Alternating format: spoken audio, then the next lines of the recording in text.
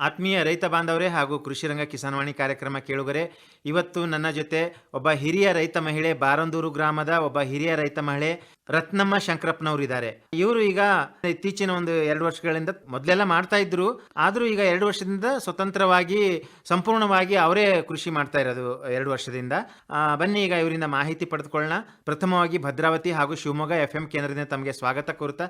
ನಮಸ್ಕಾರಮ್ಮ. ನಮಸ್ಕಾರ. ಹೇಳಿಮ್ಮ, ತಮ್ಮ ಒಂದು ಬಾಲ್ಯದ ಜೀವನದಲ್ಲಿ ಯಾವ ರೀತಿಯಿಂದ ಇತ್ತು, ಮಧ್ಯದಲ್ಲಿ ಹೆಂಗಿತ್ತು, ಈಗ ಸದ್ಯದಲ್ಲಿ ಕೃಷಿ ಯಾವ ರೀತಿಯಿಂದ ಇದೆ ಅಂತ ನಿಮ್ಮ ಅನುಭವದಲ್ಲಿ? ನಾವು ಅವಾಗೆಲ್ಲ ಮದ್ವೆ ಆಗಿ ಬಂದ್ಮೇಲೆ ನಾವು ಇಲ್ಲಿ ರೈತರಾಗಿ ನಮ್ಮ ಮನೆಯವ್ರ ಜೊತೆ ಕೆಲಸ ಮಾಡ್ಕೊಂಡಿದ್ದು. ಭತ್ತ, ಕಬ್ಬು. ತವ್ರ ಮನೇಲಿ ಇರ್ಲಿಲ್ವಾ? ತವ್ರ ಮನೇಲಿ ತೋಟ ಎಲ್ಲ, ಗದ್ದೆ ಎಲ್ಲ ಇತ್ತು. ನಾವು ಹೋಗ್ತಿರ್ಲಿಲ್ಲ ಅವಾಗ. ಹೋಗ್ತಿರ್ಲಿಲ್ಲ. ಸ್ಕೂಲ್ಗೆ ಹೋಗ್ತಿದ್ದೋ. ಆ ಸ್ಕೂಲಿಂದ ಇಲ್ಲಿ ಮದ್ವೆ ಮಾಡಿದ್ರು. ಸ್ಕೂಲ್ಗೆ ಹೋಗ್ತಾ ಇದ್ಬೇಕಾದ್ರೆ ತೋಟ ಕಡೆ ಹೋಗ್ಲಿಲ್ಲ? ಇಲ್ಲ ಸರ್, ನಾವು ಅಲ್ಲೇನು ಮಾಡಮ್ಮ. ಅಂದ್ರೆ ಅಪ್ಪ ಬೇಡ ಅಂತಿದ್ರ? ಅಪ್ಪ ಅಮ್ಮ ಯಾರು ಆತರ ಮಕ್ಳುಗಳು, ಹೆಣ್ಮಕ್ಳುಗಳು ಮನೆಯಿಂದ ಆಚೆ ಕಳಿಸ್ತಿರ್ಲಿಲ್ಲ. ಕೆಲ್ಸಕ್ಕೆ ಹೋಗ್ಬಾರ್ದಂತ. ಕೆಲ್ಸಕ್ಕೆ ಅಂತೆಲ್ಲ ಬರೀ ಓದೋದಷ್ಟೇ. ಓದ್ ತಕ್ಷಣ ಮನೆಗ್ ಬರ್ಬೇಕು. ಮತ್ತೆಲ್ಲ ಹೊರಗಡೆ ಕರ್ಕೊಂಡು ಹೋಯ್ತಿರ್ಲಿಲ್ಲ. ಅವರೇ ಮಾಡೋರು ಕೆಲ್ಸಗಳ, ಅವರೇ ಮಾಡ್ಕೊಳ್ಳೋರು. ಹಸು ಎಮ್ಮೆಗಳೆಲ್ಲ ಇದ್ದು ಹಾಲ್ಗಿಲ್ ಕರಿತಿದ್ದು ಅಷ್ಟೇ. ಹಾಲ್ ಕರೆದೊಂದು ಕಲ್ತಿದ್ದೆ ಅಷ್ಟೇ. ತವ್ರ ಮನೆಯಲ್ಲಿ? ತವ್ರ ಮನೆಯಲ್ಲಿ. ನಿಮ್ ಊರಿಂದ ತವ್ರ ಮನೆ ಎಷ್ಟು ದೂರ? ಇಲ್ಲೇ ಕಟ್ಟೆ.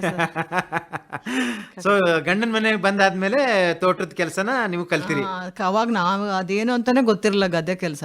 ಅವಾಗ ನಮ್ಮನೆಯವ್ರ ಜೊತೆಲೆಲ್ಲ ಕೈ ಜೋಡಿಸಿ ಕೆಲಸ ಮಾಡಿ. ಈಗ ನೀವು ಮದ್ವೆ ಆಗಿ ಬಂದ ತಕ್ಷಣ ಯಾವ ರೀತಿಯಿಂದ ಇತ್ತು ಗಂಡನ ಮನೆಯಲ್ಲಿ ಕೃಷಿ? ಏನೇನ್ ಬೆಳೆಗೆ? ಅವರೆಲ್ಲ ರಾಗಿ, ಭತ್ತ, ಬೇಸಿಗೆ ಬೆಳೆ ರಾಗಿ ಬೆಳೆಯೋರು. ಮಳೆಗಾಲ ಬೆಳೆ ಬರೀ ಭತ್ತನೇ ಬೆಳೀತಿದ್ರು ಅವಾಗ. ಇಲ್ಲಾಂದ್ರೆ ಒಂದು 7-8 ಎಕರೆ ಭತ್ತ ಬೆಳೀತಿದ್ರು ಅವಾಗ. ನಾವೆಲ್ಲ ಕಬ್ಬು ಬೆಳ್ಕೋತಾ ಇದ್ವಿ. ಅದು ಈಗ ರೈತರು ಯಾರು ನಮ್ಮನೆಯವ್ರಿದ್ದಾಗ ಎಲ್ಲಾ ತರದ್ದು ಬೆಳೀತಿದ್ದು. ಅವಾಗ ಅಲಸಂದೆ, ಹಸುಗಳು ಇದ್ದು, ಹಸುಗಳಿದ್ದ 4 ಹಸು ಕರುಗಳು. ಈ ನಾಟಿ ಕೋಳಿಗಳು ಮನೆಗೆ ಅಂತ ಸಾಕೋದು. ಮನೆಗಂತ ಆಗ್ಲಿ, ನೆಂಟರು ಯಾರಾದ್ರೂ ಬಂದ್ರೆ ಹಬ್ಬ ಹರಿದಿನಕ್ಕೆ ಬೇಕಾಯ್ತಿತ್ತು. ಊರ ದೇವರಿಗೆ ಹಬ್ಬ ಹರಿದಿನ ಮಾಡಕ್ಕೆಲ್ಲ ಮಾಡ್ತಿದ್ದು. ಮೊಟ್ಟೆ ಎಲ್ಲ ಇಕ್ತಿದ್ದ. ಇಲ್ಲಾಂದ್ರೆ ಒಂದ್ ದಿನಕ್ಕ ಒಂದ್ 15 ಮೊಟ್ಟೆ ಇಡ್ತಿದ್ದ. ಹಂಗೆಲ್ಲ ಸಾಕೊಂಡಿದ್ವಿ. ಮನೆಗೆ ಆಗೋವಷ್ಟು ಹಾಲು, ಮೊಸರು, ಬೆಣ್ಣೆ, ಈ ನಾಟಿ ಕೋಳಿಗಳೆಲ್ಲ ಮಾಡ್ಕೊಂಡಿದ್ದು. ಅವೆಲ್ಲ ನಾನ್ ನಮ್ಮನೆ ಗಂಡನ ಮನೆಗೆ ಹೋದ್ಮೇಲೆ ಕಲ್ತಿದ್ದೆ.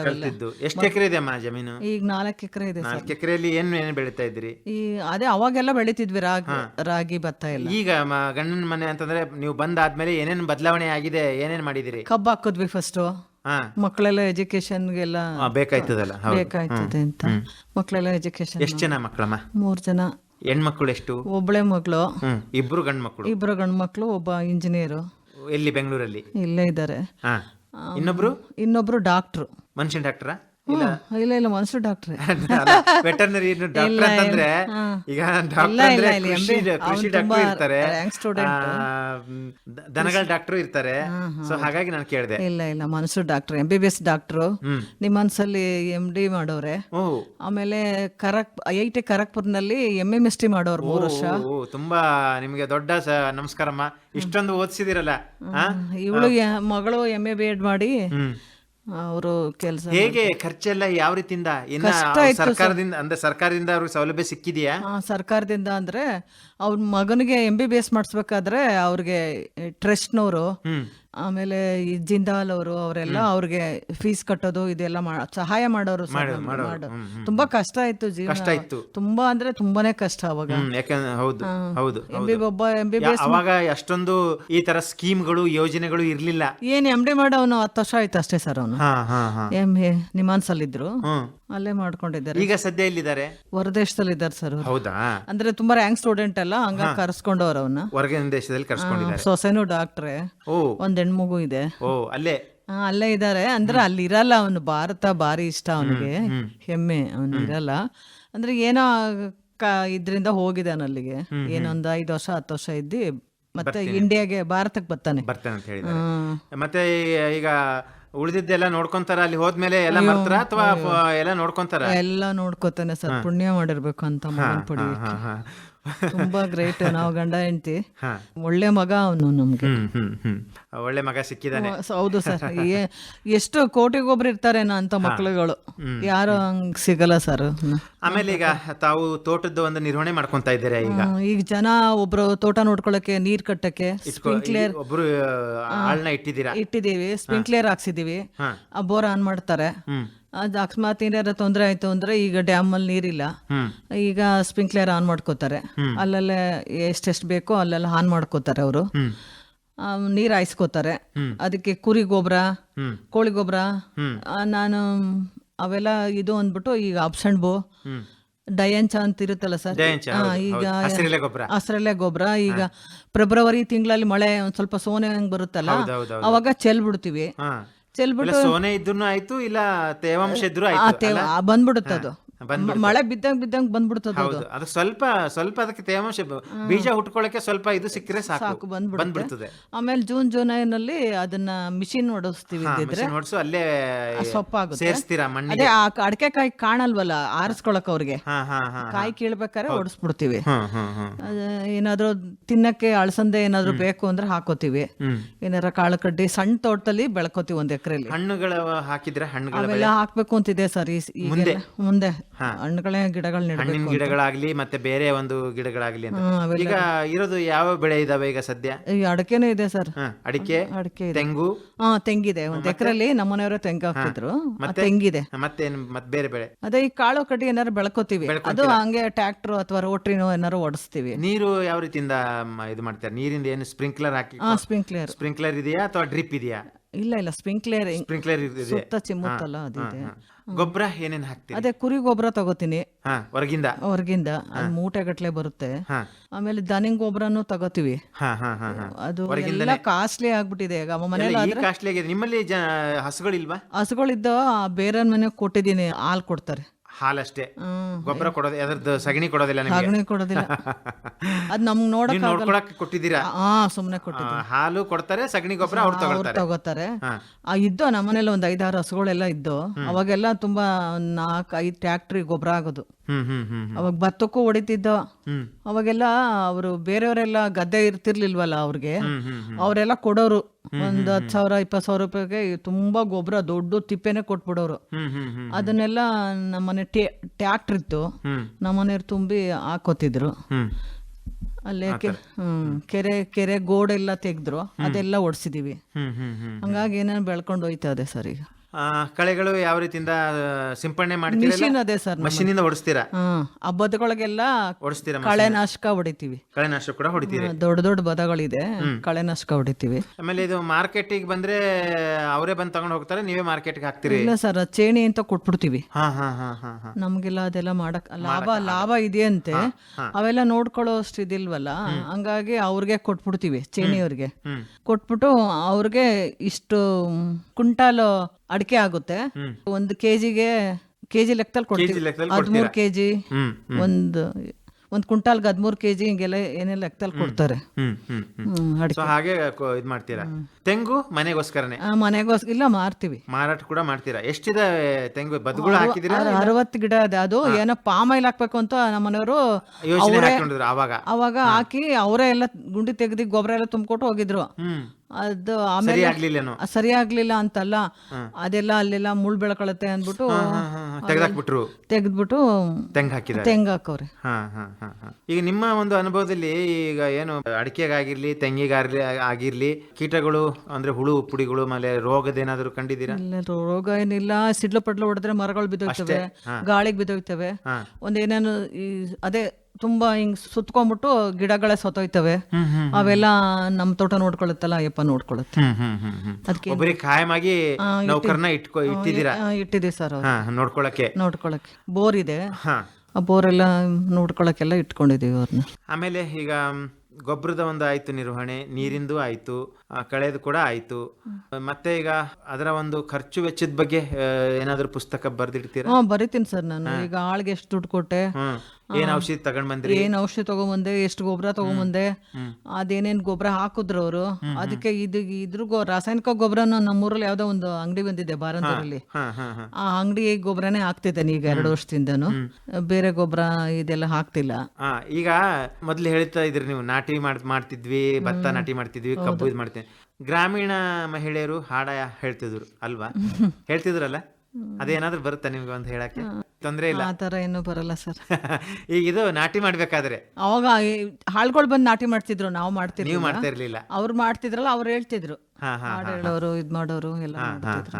ಆ ತರ ಹಾಡು. ಅಲ್ಲ, ಹೆಣ್ಮಕ್ಳು ಸಾಮಾನ್ಯವಾಗಿ ಒಂದು 8-10 ಜನ ಇದ್ದಾಗ ನಾಟಿ ಮಾಡ್ಬೇಕಾದ್ರೆ ಹೇಳ್ತಾರೆ ಹಾಡ ಹೇಳ್ಕೊಂತ, ಯಾಕಂದ್ರೆ ಕೆಲ್ಸನೂ ಆಗ್ಬೇಕು ಮತ್ತೆ ಟೈಮ್ ಇದು ಆಗ್ಬೇಕಲ್ಲ. ಇಲ್ಲ, ಒಂದಿತ್ತು ಹಾಡು ಬರೋದದು ಈಗ ಮರ್ತೋಗೋದೇ. ಅದಾಯ್ತು. ಈಗ ಅದಾದ್ಮೇಲೆ ಮಾರಾಟದ ಕೂಡ ಅಲ್ಲೇ ಬಂದು ಕೇಣಿ ಕೊಡ್ತೀನಿ ಅಲ್ಲ, ಚೇಣಿ ಕುಯ್ಕೊಂಡು ಹೋಯ್ತಾರೆ. ನಾಲ್ಕು ಸರಿ ಕುಯ್ತಾರೆ, 4 ಸರಿ ಅಥವಾ 5 ಸರಿ, ಇನ್ನ ಇದ್ರೆ 5 ಸರಿ ಕುಯ್ತಾರೆ. ಅದನ್ನ ಕುಯ್ಕೊಂಡು ಆದ್ಮೇಲೆ ಲಾಸ್ಟಿಗೆ ಯಾವಾಗ ರೇಟ್ ಇರುತ್ತೆ ಅವಾಗ ಬಿಡ್ತೀವಿ ನಾವು. ಮೊದ್ಲೇ ಬಿಡಕ್ ಹೋಗಲ್ಲ ಅವ್ರಿಗೆ. ಈ ಸರ್ಕಾರದಿಂದ ಏನು ನೀವು ಲಾಭ ಪಡ್ಕೊಂಡಿದ್ದೀರಿ, ಏನು ಒಂದು ಸದುಪಯೋಗ ಪಡ್ಕೊಂಡಿದ್ದೀರಿ ಸರ್ಕಾರದಿಂದ? ಸರ್ಕಾರದಿಂದ ಮೋದಿ ದುಡ್ಡು ಕೊಡ್ತಾರಲ್ಲ ಅದಷ್ಟು. 6,000 ಬರೋದು, 6,000 ವರ್ಷಕ್ಕೆ 6,000 ಬರುತ್ತಲ್ಲ, ಅಷ್ಟು ಮಾತ್ರ. ಬೇರೆದೇನು ಕೃಷಿ ಇಲಾಖೆಯಿಂದ, ತೋಟಗಾರಿಕೆ ಇಲಾಖೆಯಿಂದ? ಅವಾಗ ನಮ್ಮ ಮನೆಯವ್ರು ಇದ್ದಾಗೆಲ್ಲ ಮಾಡ್ಕೊಂಡು ನನ್ಗೆ ಅದೇನು ಗೊತ್ತಿಲ್ಲ ಸರ್. ನನ್ಗೆ ಅವ್ರು ಮಾಡ್ಕೋತಿದ್ರು ಅಲ್ಲೇ ಕೃಷಿ, ನಮ್ಮ ಹಳ್ಳಿಕೆರೆ ಕೃಷಿ ಇದ್ರಲ್ಲಿ ಇದೆಯಲ್ಲ. ಆಗ ಮ್ಯಾನೇಜರ್ ಅವರು ಇವರೆಲ್ಲ ತುಂಬಾ ಪರಿಚಯ ಇದ್ರು, ಅವ್ರಿಗೆ ಏನಾದ್ರು ಹೆಲ್ಪ್ ಮಾಡ್ತಿದ್ರು ನಮ್ಮ ಮನೆಯವರು. ಹಂಗಾಗಿ ಅವರೆಲ್ಲ ಇದ್ ಮಾಡ್ತಿದ್ರು. ಓಕೆ. ಸೊ ಇಷ್ಟ ನೀವು ಅಂದ್ರೆ ಯೋಜನೆಗಳ ಬಗ್ಗೆ ನಿಮ್ಗೆ ಗೊತ್ತಿಲ್ಲ. ಈಗ ಮುಂದೆ ಏನು ಹೊಸದ್ ಮಾಡ್ಬೇಕಂತ ಇದ್ದೀರಿ? ಅದೇ ಹಣ್ಣಿನ ಗಿಡಗಳು ಹಾಕ್ಬೇಕು ಅಂತ. ಹಣ್ಣಿನ ಗಿಡಗಳು ಹಾಕ್ಬೇಕಂದ್ರೆ ನಿಮ್ಮ ಸ್ವಂತ ಬಂಡವಾಳನ, ಇಲ್ಲ ಏನಾದ್ರೂ ಸರ್ಕಾರದಿಂದ, ಇಲಾಖೆಯಿಂದ ಸ್ವಲ್ಪ ಅವರಿಂದ ಕೊಟ್ರೆ ಸಹಾಯ ಪಡ್ಕೋಬಹುದು ಸರ್ ನಾವು, ಅಲ್ವಾ? ಅದೆಲ್ಲಿ ತೋಟಗಾರಿಕೆ ಇಲಾಖೆಯಲ್ಲಿ ತಾವು ವಿಚಾರಿಸಿದ್ರೆ ಈ ತರ ನಾವು ಹಣ್ಣಿನ ಬೆಳೆಗಳ ಹಾಕ್ಬೇಕು ಅನ್ಕೊಂಡಿದೀವಿ, ಇದಕ್ಕೆ ಏನ್ ಸೌಲಭ್ಯ ಇದೆ ಅಂದ್ರೆ ಹೇಳ್ತಾರೆ ನಿಮ್ಗೆ. ಹೌದು, ಕೇಳ್ಬೇಕು. ಆಮೇಲೆ ಈಗ ಬಿಡುವು ಇದ್ದಾಗ ಯಾವ ರೀತಿಯಿಂದ ಈಗ ಸಮಯವನ್ನ ನೀವು ಉಪಯೋಗಿಸ್ತೀರಿ? ಏನು ಮನೆ ಕೆಲಸದಲ್ಲಿ ಇದು ಮಾಡ್ತೀರಾ, ಇಲ್ಲ ಯಾವ ರೀತಿಯಿಂದ? ಸ್ವಲ್ಪ ಬಿಡು ಅಲ್ಲ, ನಮ್ಮ ರೈತರಿಗೆ ಬಿಡು ಇರೋದಿಲ್ಲ, ಯಾಕಂದ್ರೆ ಏನಾದ್ರೂ ಒಂದು ಕೆಲಸ ಇದ್ದೇ ಇರುತ್ತೆ ಅಲ್ವಾ? ಇವತ್ತಲ್ಲ ನಾಳೆ ಏನೋ ಸ್ವಲ್ಪ ಸಿಕ್ಕಾಪಟ್ಟ ಕೆಲಸ ಇರ್ತದೆ. ದಿನ ಫ್ರೀ ಇರ್ತೀವಿ. ಆದ್ರೆ ಈಗ ಹಬ್ಬಕ್ಕಾಗ್ಲಿ, ಬೇರೆ ಯಾರ್ದೋ ಒಂದು ಕಾರ್ಯಕ್ರಮಕ್ಕೆ ಹೋಗೋದಾಗಿರ್ಲಿ, ಪಕ್ಕದಾಗಿರ್ಲಿ ಅಥವಾ ನೆಂಟ್ರೆಸ್ಟ್ ಆಗಲಿ, ಅದನ್ನ ಯಾವ ರೀತಿ ನೀವು ಸಮಯ ಮಾಡ್ಕೊಂತೀರಿ? ಇಲ್ಲ, ಅದಕ್ಕೆಲ್ಲ ಸಮಯ ಮಾಡ್ಕೋತೀವಿ. ಹೋಗೋದು ಇದಾರೆ, ಏನಾರ ಫಂಕ್ಷನ್ ಇದ್ರೆ ಹೋಗೋದಕ್ಕೆಲ್ಲ ಮಾಡ್ಕೊಂತೀರಾ? ಏನು ಸಮಸ್ಯೆ ಇಲ್ಲ? ಸಮಸ್ಯೆ ಏನಿಲ್ಲ. ಏನ್ ಅನ್ಸುತ್ತಮ್ಮ ಈಗ ನಿಮ್ಮ ಒಂದು, ನೀವು ಹಿರಿಯ ರೈತರಿದ್ದೀರಿ, ನೋಡಿದಿರಿ ಕೃಷಿದ ಏಳು ಬೀಳು ನೋಡಿದಿರಿ, ಏನ್ ಅದ್ರ ಲಾಭ ನಷ್ಟ ಕೂಡ ನೋಡಿದಿರಿ. ಏನ್ ಅನ್ಸುತ್ತೆ ಕೃಷಿ ಜೀವನ ಅಂತಂತಂದ್ರೆ? ಅಂದ್ರೆ ಭೂಮಿ ತಾಯಿ ಒಳ್ಳೆಯವಳು, ಕಾಪಾಡ್ತಾಳೆ. ನಾವು ಕಾಪಾಡ್ಬೇಕು. ನಾವು ಅವಳನ್ನ ಕಾಪಾಡಿದ್ರೆ ನಮ್ಮನ್ನ ಕಾಪಾಡ್ತಾಳೆ. ನಮ್ಮ ಮಕ್ಳೆಲ್ಲ ಕಾಪಾಡವಳೆ ಭೂಮಿ ತಾಯಿ. ಈಗ ನಾವು ಅದೇ ಅಷ್ಟೇ ನಾವು ನೋಡ್ಕೊಂಡು ನಮ್ಮ ಮಕ್ಕಳೆಲ್ಲ ಓದಿಸಿ ಬರ್ಸಿರೋದು. ಭೂಮಿ ತಾಯಿನೇ ದೇವ್ರು ನಿಮ್ಗೆ ಕೈ ಹಿಡಿದಿರೋದು. ಹೌದು, ನಾವು ಮಕ್ಕಳು ಇವತ್ತಷ್ಟು ವಿದ್ಯಾಭ್ಯಾಸ ಮಾಡ್ಬೇಕಂದ್ರೆ ಆ ಭೂಮಿ ತಾಯಿಯ ಒಂದು ಆಶೀರ್ವಾದ ಇದೆ ಅಂತ ಹೇಳ್ತೀರಾ? ಹೌದು ಸರ್, ಸತ್ಯವಾಗಿ. ಈಗ್ಲೂ ಅಷ್ಟೇ, ನಮ್ಮ ಮಗ ಬಂದ್ರು ಅಷ್ಟೇ, ತೋಟದ ಹತ್ರ ಹೋಗ್ದೇನೆ ಹೋಗಲ್ಲ ಅವನು. ನಮ್ ಸೊಸೆನು ಎಲ್ಲ ಹೋಯ್ತು. ಅಷ್ಟೊಂದು ಪ್ರೀತಿ. ಗದ್ದೆ ಅಂದ್ರೆ ಇನ್ನೂ ಜಾಸ್ತಿ ಮಾಡ್ಬೋದಲ್ಲ? ಮಾಡ್ಬೋದು, ಜಮೀನು ಇದ್ ಮಾಡ್ಕೊಂಡು ಖರೀದಿ ಮಾಡ್ಕೊಂಡು. ಅದೇ ಒಂದೇ ಒಂದ್ ಪ್ಲಾಟ್ ತಗೊಂಡು ಆತರ ಎಲ್ಲ ಮಾಡೋ ಯೋಜನೆ ಇದೆ ಅವನಿಗೆ. ಅವ್ರಿಗಿದೆ ಅಂದ್ರೆ ಬಂದಾದ್ಮೇಲೆ, ಅಲ್ಲಿ ಹೊರಗಿನ ದೇಶದಿಂದ ಬಂದಾದ್ಮೇಲೆ ಇದೇ ತಗೊಳ್ಳೋದು, ಭೂಮಿನೇ ತಗೊಳ್ಳೋದು ಅವನು. ಒಳ್ಳೇದು. ಆಮೇಲೆ ಈಗ ಹೆಣ್ಮಕ್ಳು, ಈಗ ನಮ್ಮ ಗ್ರಾಮೀಣ ಮಹಿಳೆಯರು ಮಧ್ಯಾಹ್ನ ಒಂದು ಸ್ವಲ್ಪ ಟೈಮ್ ಸಿಕ್ಕಿದಾಗ, ಇಲ್ಲ ಒಂದು ಚಟಕ್ಕೆ ಬಲಿಯಾಗಿರ್ತಾರೆ ಯಾವುದೋ ಒಂದು ಧಾರಾವಾಹಿಗೆ. ನೀವು ಯಾವ ಧಾರಾವಾಹಿ ನೋಡ್ತೀರಿ? ಹಗಲೊತ್ತೇನಾರ ಒಂದೆರಡು ನೋಡ್ಕೋತೀವಿ ಅಷ್ಟೇ. ಅಂದ್ರೆ ಅದನ್ನ ಕಂಟಿನ್ಯೂಸ್ ಆಗಿ ಅದನ್ನ ನೋಡ್ಲೇಬೇಕು, ನೋಡಿದ್ರೆ ಊಟ ಹೋಗೋದಿಲ್ಲ ಅಥವಾ ಏನು ಆತರ? ಹಂಗೇನಿಲ್ಲ, ಹಂಗೇನ್ ನೋಡೋದಿಲ್ಲ. ಯಾಕಂದ್ರೆ ಆತರ ಅಡಿಕ್ಟ್ ಆಗಿರ್ತಾರೆ, ಆತರ ಅದಕ್ಕೆ ಹೊಂದ್ಕೊಂಡಿರ್ತಾರೆ. ಬೇರೆ ಈಗ ಅಂದ್ರೆ ಸಮಯ ಇದ್ದಾಗ ಅದ್ರ ಬದಲಿಗೆ ಬೇರೆ ಏನೋ ಒಂದು ಒಳ್ಳೆ ಕೆಲಸ ಮಾಡಬಹುದಲ್ಲ, ಆ ಸಮಯದಲ್ಲಿ ಏನ್ ಮಾಡ್ತೀರಿ? ಅದೇ ರೇಡಿಯೋ ಕೇಳ್ತೀವಿ. ರೇಡಿಯೋದಲ್ಲಿ ಬೆಳಗ್ಗೆ 6 ಗಂಟೆಗೆ ರೇಡಿಯೋ ಹಾಕ್ತಿವಿ. ಅವಾಗ ಎಲ್ಲಿ ನಾನು ಚಿಕ್ಕವಳು 2ನೇ ಕ್ಲಾಸ್ 3ನೇ ಕ್ಲಾಸ್ ಓದಾಗ್ಲಿಂದನೂ ನಮ್ಮನೆ ಅಪ್ಪರ ಮನೆ ರೇಡಿಯೋ ಇತ್ತು. ಇಲ್ಲಿ ಬಂದ್ಮೇಲೂ ನಮ್ಮನೆಯವರು ರೇಡಿಯೋ, ಇದು ಪ್ರಿಯಾ ಅವರು, ನಮ್ಮನೆ ರೇಡಿಯೋ ಇದೆ, ಯಾವಾಗ್ಲೂ ರೇಡಿಯೋ ಕೇಳ್ತೀವಿ. ಕೇಳ್ತೀರಾ? ಆಕಾಶವಾಣಿ ಭದ್ರಾವತಿ, ಶಿವಮೊಗ್ಗ, ಈಗೇನೆ ಶಿವಮೊಗ್ಗ ಮಾಡೋರೆ. ಹೌದು ಹೌದು ಹೌದು. ಒಟ್ಟಾರೆಯಾಗಿ ತಾವು ಹೇಳ್ತಾ ಇದ್ದೀರಾ, ಭೂಮಿ ತಾಯಿ ಯಾವತ್ತೂ ಕೈ ಬಿಡೋದಿಲ್ಲ, ನಾವು ಅವ್ರನ್ನ ಕಾಪಾಡಬೇಕು, ನಮಗ ಅವಳು ಕಾಪಾಡ್ತಾಳೆ ಅನ್ನೋ ಒಂದು ಆಶಯದೊಂದಿಗೆ ನಿಮ್ಮ ಮುಂದಿನ ಯೋಜನೆಗಳು ನೆರವೇರಲಿ ಅಂತ ಹೇಳಿ ನಾವು ಕೂಡ ಆಶಿಸುತ್ತಾ ಈ ಒಂದು ಕಾರ್ಯಕ್ರಮದಲ್ಲಿ ತಾವು ಭಾಗವಹಿಸಿದ್ದಕ್ಕೆ ಧನ್ಯವಾದ. ನಿಮ್ಮ ದೂರವಾಣಿ ಸಂಖ್ಯೆ ಕೊಡಬಹುದಾ? 9980 9980 700 906. ಧನ್ಯವಾದ ರತ್ನಮ್ಮ ಶಂಕರಪ್ಪನವರೇ. ಇದುವರೆಗೆ ತಾವು ಭದ್ರಾವತಿ ಶಿವಮೊಗ್ಗ ಆಕಾಶವಾಣಿ FM ಕೇಂದ್ರಕ್ಕೆ ಬಂದು ತಮ್ಮ ಕೃಷಿ ಜೀವನದ ನಿರ್ವಹಣೆ ಮತ್ತು ಕೃಷಿ ಯಾವ ರೀತಿಯಿಂದ ತಾವು ಮಾಡ್ತಾ ಇದ್ದೀರಿ, ಮುಂದುವರ್ಸ್ಕೊಂಡು ಹೋಗ್ತಾ ಇದ್ದೀರಿ ತಮ್ಮ ಒಂದು ಜಮೀನಿನಲ್ಲಿ ಅಂತ ಹೇಳ್ಬಿಟ್ಟು ನಮ್ಮ ಕೇಳುಗರಿಗೆ ತಾವು ತಿಳಿಸ್ಕೊಟ್ಟಿದ್ದೀರಾ. ಮತ್ತೊಮ್ಮೆ ತಮಗೆ ಧನ್ಯವಾದ ಹಾಗೂ ನಮಸ್ಕಾರಮ್ಮ. ನಮಸ್ಕಾರ ಸರ್. ರೈತ ಬಾಂಧವರೇ ಹಾಗೂ ಕೇಳುಗರೆ, ಪ್ರತಿದಿನ ಸಂಜೆ 6:50ಕ್ಕೆ ಮೂಡಿಬರುವ ಕೃಷಿ ರಂಗ ಕಿಸಾನ್ವಾಣಿ ಕಾರ್ಯಕ್ರಮ ಭದ್ರಾವತಿ ಕೇಂದ್ರದಿಂದ ಯಾವ ರೀತಿಯಾಗಿ ಮೂಡಿ ಬರ್ತಾ ಇದೆ, ಮತ್ತು ಈ ಕಾರ್ಯಕ್ರಮದ ಕುರಿತು ನಿಮ್ಮ ಅನಿಸಿಕೆ, ಅಭಿಪ್ರಾಯ, ಸಲಹೆ, ಸೂಚನೆ ಏನಾದರೂ ಇದ್ದಲ್ಲಿ ನಮ್ಮ ವಾಟ್ಸಪ್ ನಂಬರಿಗೆ ಇದನ್ನು ನೀವು ಬರೆದು ತಿಳಿಸಬಹುದು. ನೀವು ಬರೆದು ಕಳಿಸಿದ ಮಾಹಿತಿಯನ್ನು ಅದೇ ಕಾರ್ಯಕ್ರಮದಲ್ಲಿ ಪ್ರಸಾರ ಮಾಡಲಾಗುವುದು. ನಮ್ಮ ವಾಟ್ಸಪ್ ಸಂಖ್ಯೆ ಹೀಗಿದೆ: 9481572600. ಇನ್ನೊಮ್ಮೆ ಕೇಳಿ: 9481572600.